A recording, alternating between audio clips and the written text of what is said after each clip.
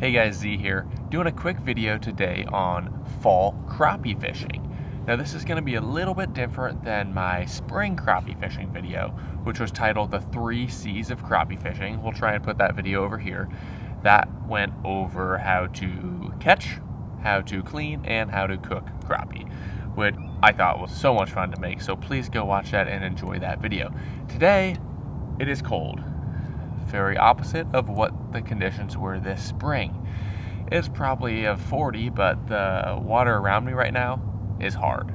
There's a little bit of open water in the middle, but for the most part, it's hard water. It's almost ice fishing time. So I went out a week ago and did a little bit of fall crappie fishing. Guys, I realized I brought the wrong lens, but we're out here. Someone told me the crappie are biting, so let's go give it a whirl. I'm on my way out to the lake right now. Just wanted to give you a heads up. So sorry it's so zoomed in, but this is a fixed lens. But I wanted to fill you guys in on how I did it, what tactics I used, different tips and tricks of the trade. So I'm still using the same setup that I used in the spring. This is a 6-foot light fast rod. I'm running a 1/32 ounce jig head, and on my reel it is an Abu Garcia SX. Revo SX, excuse me, and this is the small one. This is the SX10. So it's just a really nice light setup that we can use. Pardon the birds around me. And a couple things I wanted to go over today is presentation, baits, and ways to help you catch more crappie in the fall. Let's get started. First things first, when it comes to fall crappie fishing, it is crucial to have all of your jigs with you. I carry around this box. I know they make a bunch of boxes that you can buy. I created this box and made it myself. On the outside, I have 1 through 10 labeled with a Sharpie so I can measure those 10-inch gills when I get those. And here are my jigs that I primarily use. I rank them from best all the way down to my least, with extra jigs and a little pill bottle to keep them all secure. And I only really run pink 1/32 ounce jigs as far as my jig heads go. So I'm going to start off, and you really want to have a wide open selection of jig colors because crappie change their feeding habits daily. In the spring, they're so aggressive. In the summer, they go deep. They're still aggressive, but in the fall, it is a feeding frenzy out there. So I want to be able to target those fish, and if you're not catching any, move or change colors. So I'm going to start with this color, then I work my way down, down, down. These are all 2-inch tails, and I'll show you kind of what I do. On my rod, I've got my jig head as I normally would hook it with a 2-inch tail. Now that's kind of a large presentation for some crappie. So what you might want to do if you're getting nips but you're not getting the full bite, I come down here and I'm just going to bite off a little bit more, and you can hook that in. Now you see my 2-inch tail is now 1 1/4. And sometimes when I have real finicky fish and I just want to catch a ton of little ones, or if I just want to catch fish, I will go all the way down to just the tail.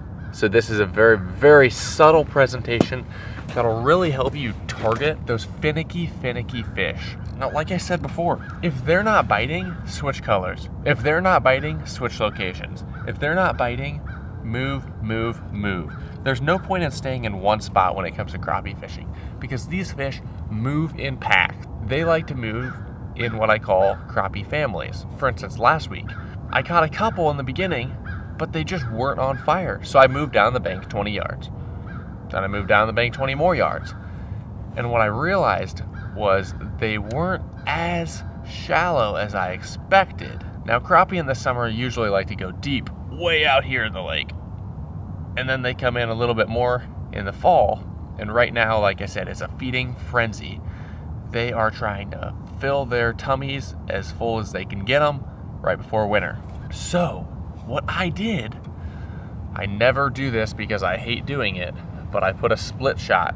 I don't know if you can see that, probably not. I put a split shot 12, 13 inches above my jig.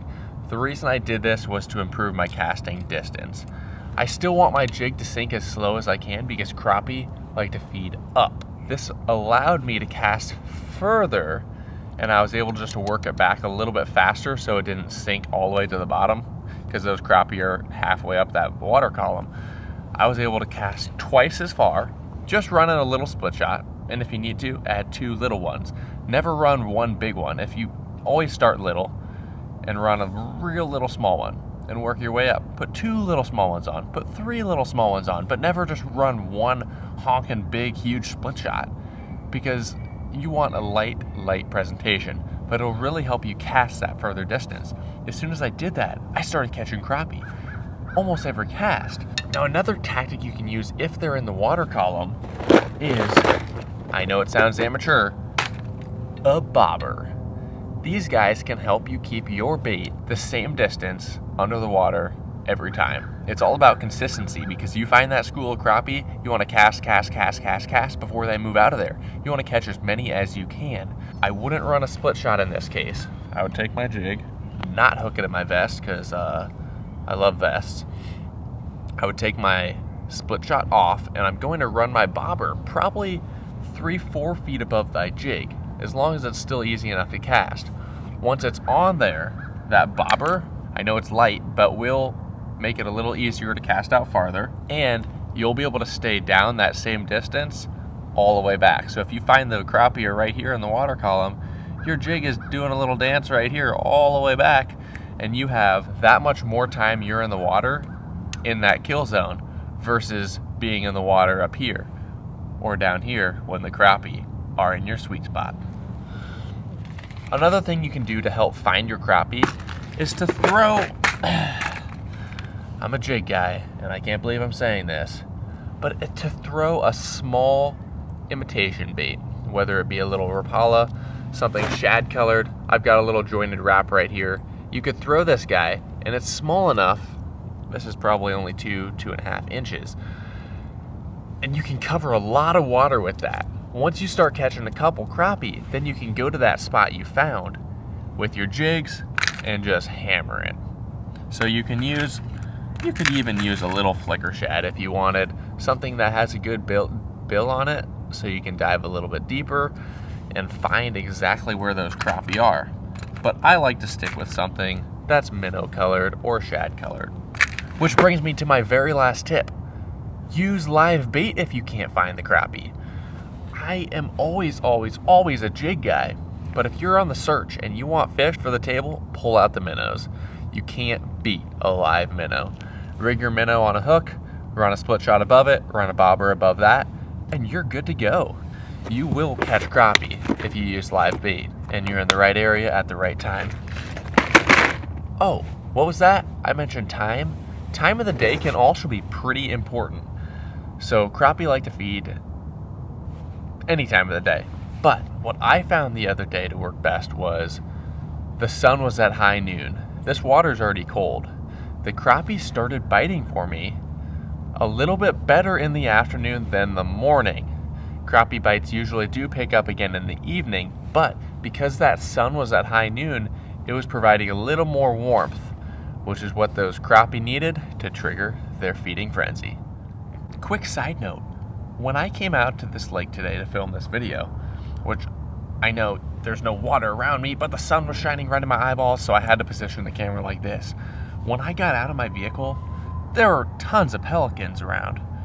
Seagulls. But I saw a couple bald eagles flying over, and I geeked out immediately. I grabbed my telephoto lens. I started taking some pics. I think I may have got some cool pictures. I don't know. So if I did, I'm gonna throw them in right here so you can check them out. I don't know about you guys. I love bald eagles. And when I see them when I'm fishing, I think it's a good luck charm. Maybe that's just me. So I figured it was a good luck charm to film this video today. Also, aside from the bald eagle footage I got, I also saw a few ducks trying to get some breakfast. Guys, thanks so much for watching this week's video. If you guys want to see more videos like this, comment below. We will be on ice probably in the next month, so get ready for some of those videos. Go watch our ice height video. We'll put that over here. That was a blast to make. It was kind of a compilation of some of the videos we made last year mixed with some drone footage. That was a blast. It really got me excited just editing that video to be on hard water again. I know we have a trip planned up north in January to Minnesota to do some ice fishing. We'll be doing some ice fishing around here. As always, if you have some 7Fish intern pictures of the week, send those our way. We'd love to see what you're catching, especially right now, because this can be the best time of the year to catch big fish, because not as many people are out here. These fish are feeding, getting fat for the winter, and they're active because sometimes during the winter they can be lethargic and hard to catch. So do it now while you still can. Thanks for tuning into this video. I've got to go break some ice out so I can catch some crappie while there's still some open water. Take it easy. One bucket, one camera, one rod, and one box of jigs. Folks, that's all we needed.